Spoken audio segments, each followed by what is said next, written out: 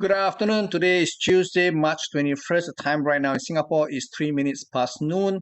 And overnight, we see very little action because the market is basically waiting for tomorrow FOMC meeting, in which the Federal Reserve will have a hard decision to make whether to hike interest rate by 50 basis point or to hike by 25 basis point or to pause the rate hike in light of the turmoil in the banking sector as we see. Okay, whatever the case is, the market has been in a wait and see mode right now. There's no major move. On Wall Street, we can see Dow Jones actually stabilized and went back above 32,200. So basically, it's in a holding pattern.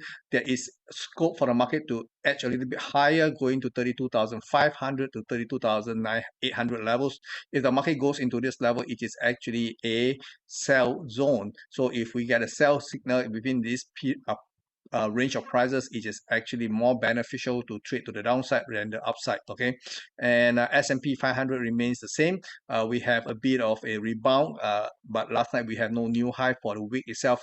High traded so far is 3,964.5, and if the market continue to edge higher into 4,056 to 4,093, that will be an area of vulnerability, and I do expect the re-emergence of selling interest, and this is where I think the market may actually pull back down to challenge the 3,764.5. So there is that scope for the market to go up and then come back down. Over in the Nasdaq, last night we have a situation in which both the Dow Jones and the S&P 500 registered marginal gains, whereas the Nasdaq 100 suffered a loss on a day-to-day basis.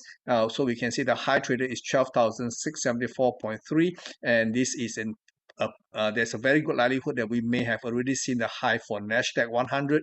So long as the market do not take out 12,881, there's scope for the market to come back down again. Okay, so we have to watch how the market unfolds post FOMC.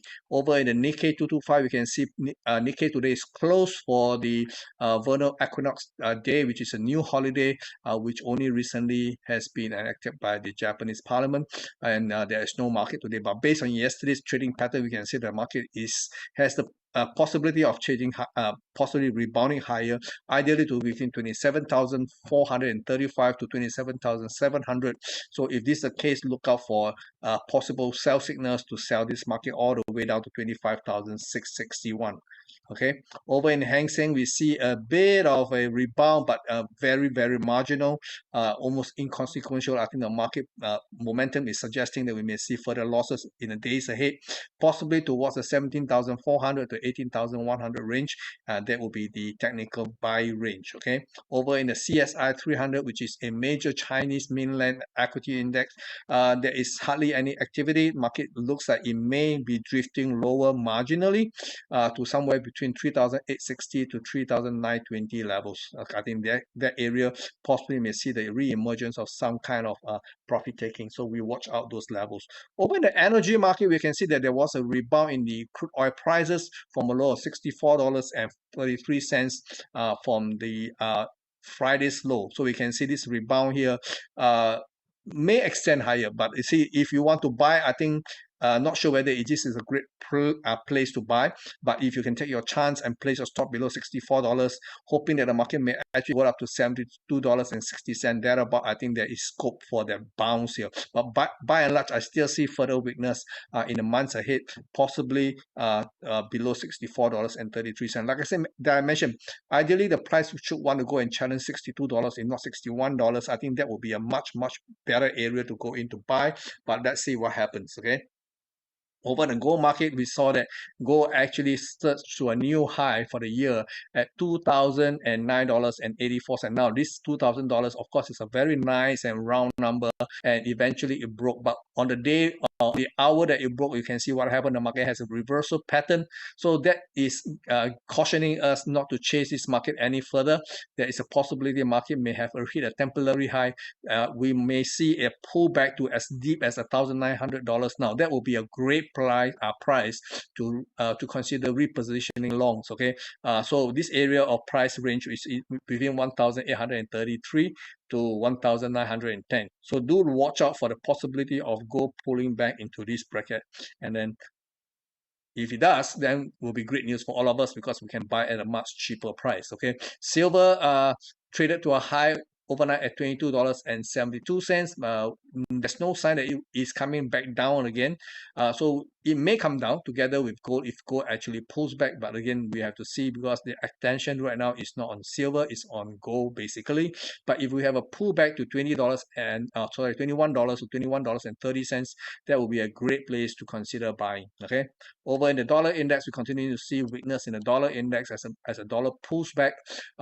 Even though we have already seen some kind of calmness returning back to the banking sector, but by the action in the currency market, we can see that this is possibly a false dawn.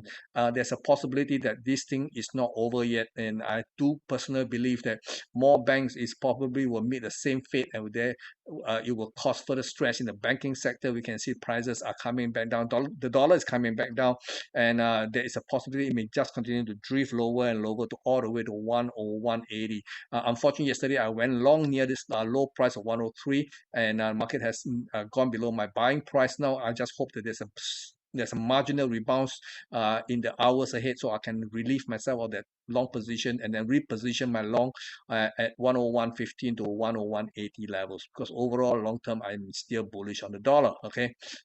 And over in the currency market, we can see that the sterling went up to a high yesterday, to a high of 122.85, and not sure whether we have hit the peak yet, because if the dollar continues to weaken, obviously the peak in the sterling is not in yet, so we will have to monitor it. But if we see a rebound back, then I think there's a good chance we may probably should remove this. This is no longer valid. Okay.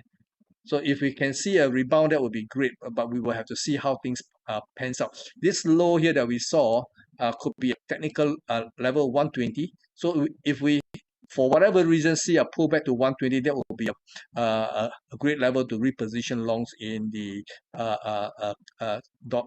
sterling versus the dollar. Okay, so we will have to watch out. For the time being, I have no view. Okay, in the euro versus the dollar, I'm more bearish than ever.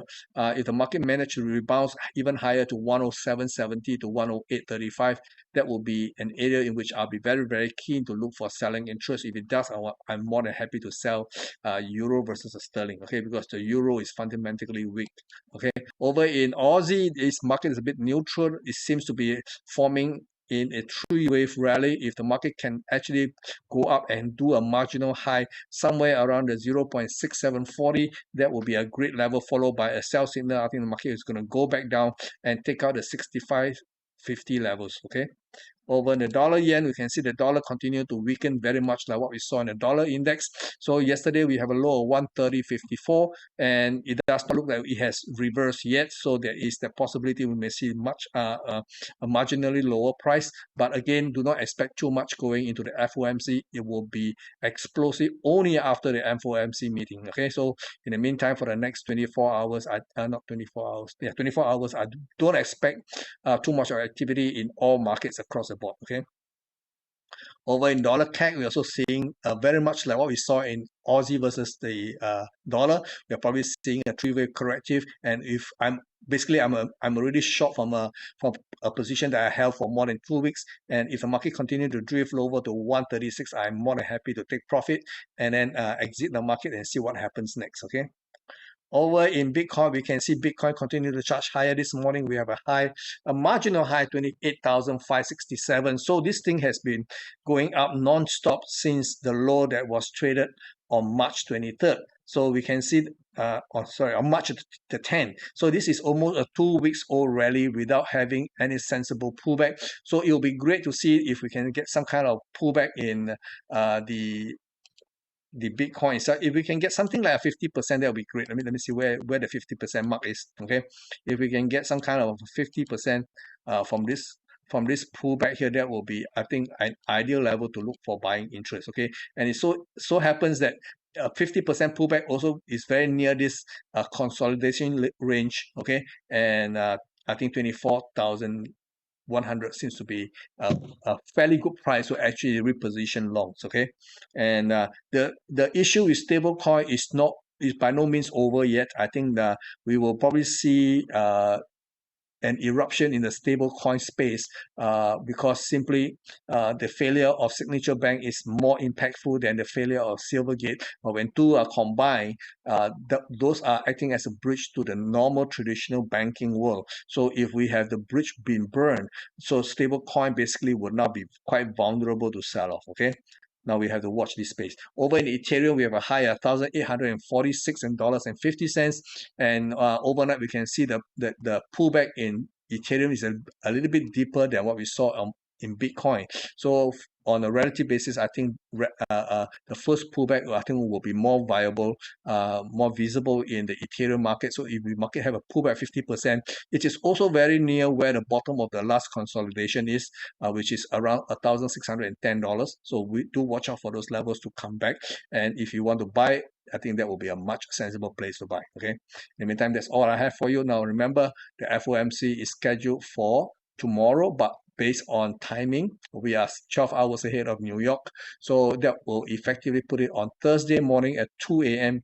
Singapore time. And then on Thursday afternoon, we do not only have the Bank of England going to announce the interest rate decision, we also have the Swiss National Bank also announcing their rate decision just before the BOE does that. Okay, so in the meantime, do watch out for those two news.